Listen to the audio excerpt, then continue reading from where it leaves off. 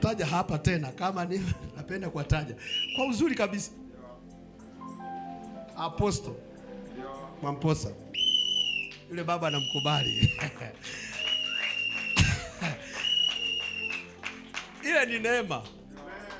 Kwanza ajibu, alafu anapohubiri anahubiri hana jasho, wala uwezi kuta anasikiliza wapi.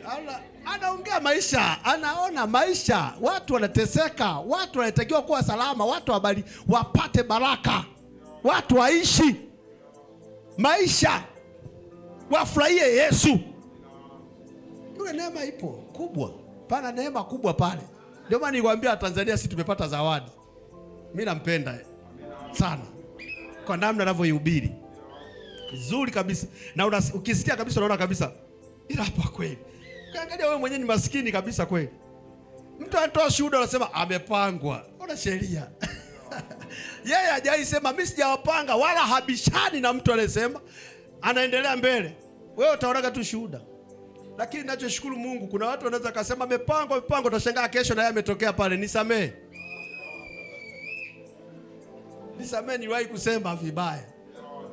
Ile ni neema, kuto kujibu ni neema. Hata namna ya kuhubiri neema, haina jasho. Neema haujikakamui ili uhubiri. Neema ni maisha, anaishi, anajua, akiongea habari ya kitu fulani anakijua. Ndio maana anasema imejaa neema pale.